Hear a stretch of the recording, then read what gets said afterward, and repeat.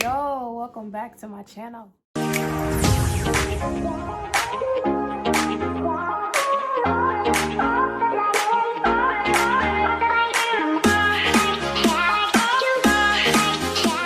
let's get out there. My voice is going away. I don't know what's going on with my voice, but it's departing from me. I don't know what's going on. First, I want to say thanks to all of you who have subscribed, show support. Those of you who haven't, I don't know what you're waiting on. Like, what are you doing? I told y'all over here on this channel, we're gonna be lit, we're gonna be chill, it's gonna be good vibes, we're gonna talk, we're gonna do some reaction videos to dancing.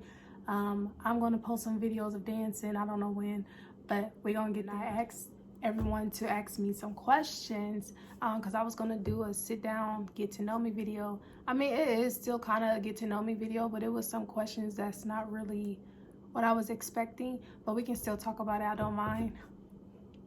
So yeah, y'all, let's hop into those questions. We gonna hurry up and hop into this video because the last two videos I did was either like 28 minutes or 30 minutes, and I don't want to keep having those type of long videos unless I'm doing like reactions. So I have the questions pulled up on my computer. I wrote everything down. Jesus. So the first question is, how long have you been in ministry? I have been a dancer in the kingdom, I should say, since I was 9 or 10 years old. So that's like 20 something years. This person actually asked me this question when I posted the first video. If you haven't watched that, go watch it. The question says, you almost look Dominican and black because of your hair. Are you mixed with anything? So, okay, so I'm gonna just break it down like this, y'all. My dad is black. My mom, she's black and Indian. My mom's dad, my pawpaw, of course, he was Indian and black. His mom was black. However, his father, which is, of course, my great-grandfather, he is full-blown Indian, you guys, 100%. Not 20, not 30, not 40, not 50, 60. He's 100% full-blown Indian, like really. And I wish I had a picture of him. I was trying to find a picture of him. I was asking my mom like all day today, like, do you know where I can get a picture of Grandpa Bojack? Like, I couldn't find a picture of my grandpa anywhere. He has that long, silky black hair, just like the Indians, and he always wore the hat, you know, and all that kind of stuff. However, I do have a picture of my pawpaw, so I can insert a picture of my pawpaw so y'all can see what my pawpaw look like. So yeah, y'all, I mean, I guess, do you still love pizza and Oreos? Yes, y'all, I still love pizza and Oreo cookies. Like, I still do. However, now that I'm older, I kind of like stepped back from eating so much pizza because the sauce just destroys my acid. So I really don't eat it as much as I be wanting to. Like, I used to always post it on my social medias and stuff like back in the day. But now I can't eat too much of it. As far as the Oreo cookies, yes, y'all, I still love Oreo cookies. And yes, I still dip my Oreo cookies in peanut butter because that's just where it's at. That's so lit. It's good. This one says, no question. I just wanted to say I'm happy you're back in the paint. We missed you. Aw, thank you. Thank you. I missed it myself. Next question. It says, are you open to collaboration? Y'all, I'm a little iffy with that. I really am. Like, I don't dance with everybody at all. I do not. Like, that's just something I'm not gonna do. If I do collaborate with anybody, it's the same people that I've always done it with, and those are actually my close friends, and we've been collabing with each other like for years now. So it would definitely be like one of them. But then again, I don't know. I really can't say that now because I don't know what he's going to do in this season. So I don't know. I don't know. Anyway. Okay, so y'all, the next question says, if you could improve anything about yourself, what would it be? I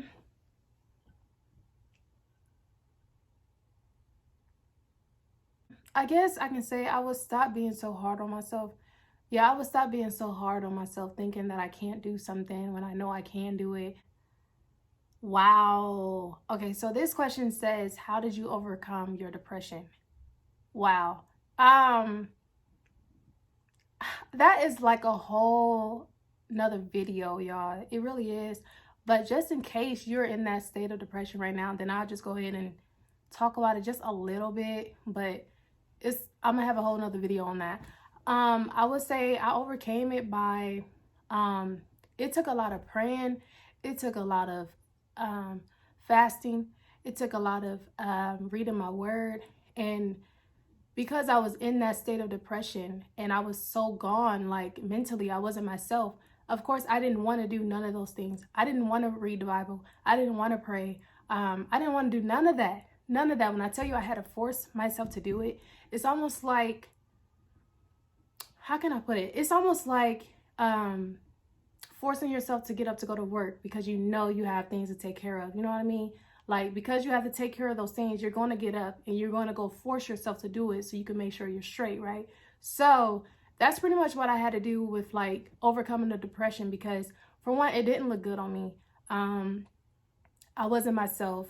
Yeah, it was ugly and I didn't like it. On top of that, I will say this and I'm done. My support system, okay? My support system. I had people in my corner, you know, who was encouraging me, who was lifting me up, who was praying for me, you know, things like I had my mom, I had my uncle, I had my grandma, I had my mentor, I had my sisters and my brothers, you know, like just sending me random messages saying I'm praying for you, or, you know, just speaking to me in general. You know, I had my mom praying and fasting for me and with me. I had my mentor praying and fasting with me and for me. Like, it was just, I had that support, y'all. I really had that support. I would say the main thing is you have to acknowledge the fact that you are in a state of depression. You have to acknowledge the fact that you need help. You have to acknowledge the fact that you need to really get yourself together. And you have to acknowledge the fact that you need someone. You need people. You need people in your corner.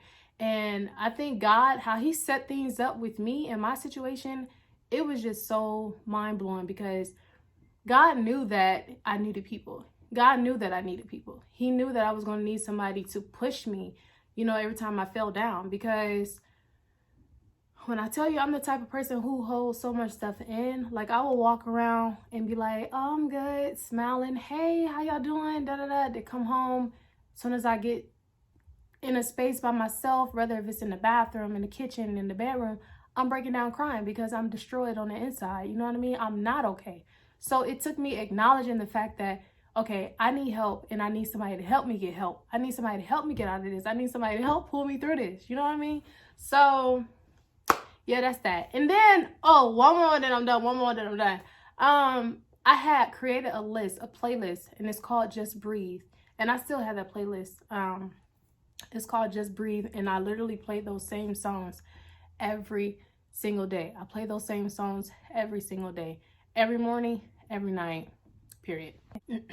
This question says, see y'all, my voice going in and out again. In and out. Most memorable moment in ministry. I would have to say going on Bobby Jones. I would have to say just getting connected with him in general, because after I had went on the show, I was supposed to go to Barbados with him that following summer, but I had knee surgery. Y'all, I'm a crazy dancer. I had to have knee surgery, so that kind of like pushed me back. So I didn't even get to do it or whatever, but it's okay, y'all. Oh yeah, and I must say, my benefit concert that I had, because I was supposed to go to Sierra Leone, Africa. But then that got pushed back too because of the surgery that I needed on my knee. So, but yeah, those are my two favorite. Would you do a mime duet with someone? Why or why not? That pretty much goes back to the whole collaborating thing. Y'all, I'm very picky, because it's not that, and this is the thing, a lot of people felt like I thought that I was all of that. No. A lot of people thought that I felt like I was all that. I felt like I was better than everybody. No, y'all, that was not the case. The thing with me is I am a minister of mime. So my whole thing of dancing is totally different than, you know, other people. Like now, if I see someone who is on one accord just like me, on that level spiritually just like me, then I mean, yeah. And like I said, that is exactly why I dance with the same people, because for one, they already know how I flow. They already know how I operate in the spirit. So we coming up with a routine, y'all, and they doing one thing, and then I done went off doing something totally different. They know me. They know that that's how I operate. You know what I mean? But most people, other people don't get that. They feel like, oh, she trying to show out, or oh, she thinks she better than us. You know, and I don't got time for that. So that's why I kind of just stay in my own little bubble, because I ain't got time for that mess. I don't got time for that. But like I said, I don't know what's going to happen in this season. Like I feel like I'm going to come across some other dancers, because it's y'all, I have been in the dance ministry for so long, and then when I took a step back for like 6 years, I missed out on a lot. So it's like this whole newcomers of minds and stuff, I don't know them. However, I feel like I ran into so many of them on social media, and I feel like they are just so bomb. So that's why I say you never know. I might just connect with them one day. You know what I mean? I don't know. We shall see. Did I say that already? Oh, this is a good one right here. Like I said, y'all, these questions is kind of like just everywhere. Lord, my voice. Okay, this one right here says, when do you think it's appropriate to start wearing garments, dance shoes, and other fancy attire? Wow, that's really a good question. That is really a good question. I will say this. I feel like if you're a beginner, I would say hold off on the garments, because you are a beginner. And so that means you are learning, you are developing. So I feel like you should just really hold off on the garments. A lot of people feel like a robe is just, ooh, I got this robe. Oh, I'm about to look good. No, that's not that. Garments are so sacred. They are so sacred. And if you don't understand about garments and gloves and all of that in general, I feel like you just shouldn't even, just leave it alone. Just leave it alone. Dance in some pants, child. Dance in some pants, honey, or something. But leave the garments alone if you're not serious. However, I feel like once you come into the knowledge of ministry, once you come into the knowledge of what your garments represent and stuff like that, then absolutely, I feel like you should definitely go ahead and make that happen. But like I said, just be very careful, because garments are very serious, y'all. Garments are so sacred. When I tell you, every robe that I had, it got blessed. My pastor would bless my robe. Play about my garments. I didn't play about my gloves. Only person that was allowed to touch my robes outside of me was my mom and my armor bearer that I had. And the only reason why, hold on, because I know y'all gonna try to come at me. Hold on. Only reason why I had an armor bearer was because I started getting so busy in my ministry. Like I was like traveling every weekend, literally every weekend, and it was draining on my I feel bad, y'all, because I was like a little young or whatever. I mean, I wasn't that young, but still, it was a little draining on my mom. And, you know, so I had prayed on God to allow me to bring someone else in the picture who could, you know, possibly help, you know, with everything. And so I had an armor bearer and I had a manager. And outside of my mom, my armor bearer, myself, my manager, and the pastor that prayed over my garments, I did not play. Do not touch my garments. Do not put your hands on my garments. That's what you're not gonna do, okay? So, but yeah, as far as the whole fancy attire thing, I feel like you definitely want to look decent. You do not want, never be in a ministry looking rough. Those in ministry are supposed to do what? Do things in decency and in order. So you want to look decent. You absolutely want to look decent. You don't want to get up there looking all beat up. Like, no, you don't want to do that. As far as shoes go, I say wear shoes the moment you start. I feel like that is how my knee messed up, y'all. That is how I tore my meniscus, I think, because y'all, I was at this performing arts place, I think, it was like a benefit for some type of cancer, I believe. And it was like, you know, those like real high stages that be in like the art centers and stuff like that. Y'all, I jumped off of that thing. I jumped off. When I say I'm a crazy dancer, I'm a crazy dancer. So I jumped off of that baby, okay? But because I was in ministry mode, I didn't feel anything. When I tell you I didn't feel nothing, I didn't feel nothing.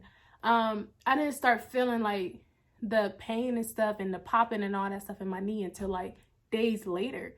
But I feel like if I had shoes, that kind of like would have helped me a little bit because I'm flat-footed. So I feel like that just made it worse. So definitely put them shoes on your feet, honey. Don't be like me and wear socks, okay? Because listen, that I'm back in action, I'm definitely going to start wearing shoes. I'm not dancing in socks anymore because I'm just not doing that. So next question, it says, have you ever been given a time limit whenever you've had to minister at a church you've never been to before? If so, what's your take on it? I feel like there's nothing wrong with that. I feel like if a church tell you that they want you on their program or whatever the case may be, but you have this certain amount of time to do what you got to do because the service is going in a certain direction, that means everybody has a certain time. So once again, you are in ministry, so you are supposed to do things in decency and in order. So if they're telling you, which you should already know before you get there, because when they reach out to you, they're going to tell you from the beginning, from the jump. So pretty much that just means like whatever they say, you know, you just got to flow with it. I mean, either way it goes, you're in ministry mode and God's will is still going to be done. Somebody is still going to be blessed. Okay, so next question, it says, what is your routine before ministry to help prep you mentally and physically? Okay, so back to what I was saying. I was always on the road, like every weekend. I did a lot of fasting. Like before I minister, say for example, I have to go somewhere and minister like on Saturday. What I'm going to do is I'm gonna fast that entire week.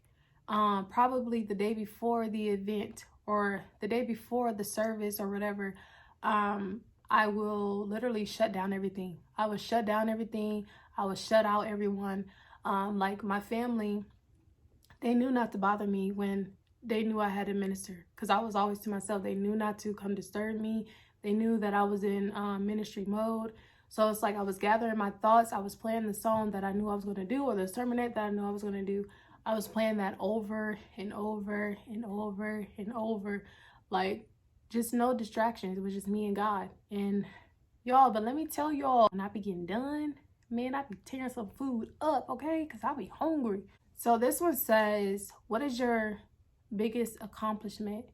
I would have to say, like I just shared with you all, I was in like a state of depression and I wasn't myself. I would have to say coming out of that, I'm very proud of myself because a lot of people don't make it out of depression. Like I was to the point where I was getting ready to take my life. You know what I mean? So the fact that I didn't, you know, I was proud of myself. I'm happy that I'm still here. I'm happy that I came out of that, y'all. I'm so happy. I'm proud of myself. It was good that I was afflicted, okay? It was good, okay? Good that I was afflicted. It was good. We give glory to God, okay? What is your favorite color? My favorite color is purple. I love all shade of purple. And also my favorite color is like gold, but like a metallic gold. Also, those are my ministry colors too, y'all. What is something that you love to do in your spare time? Play with my dog, talk to family, hang out with family. I love my family, y'all. Going places to eat. I can't wait till this COVID stuff stop because I miss going to restaurants. I love restaurants. Yeah, I forgot. I'm not going to answer that question. Like some of y'all was trying to be a little nosy. I ain't even gonna cap, but I'm not even about to answer that question. No, not gonna answer that question. Okay, so yeah, y'all, that wraps up this video. Like I said, I didn't want it to be super long because the past few videos is just, well, the past 2 videos was just super long, and I kind of like wanted to shorten it up a little bit. So Thanks for stopping by. Those of you who have subscribed, thank you so much. You guys are the best. Stay tuned for more videos. So yeah, thanks for stopping by this channel. Please make sure you subscribe or at least share this video or share one of my videos with your friends or whatever the case may be. I don't know. But yeah, y'all, stay tuned for the next video. I don't know what you're dealing with. I don't know what you're going through. But I got a word. I got a word. You're gonna live to see it happen. Whatever the Lord has promised you, you're gonna live to see it happen.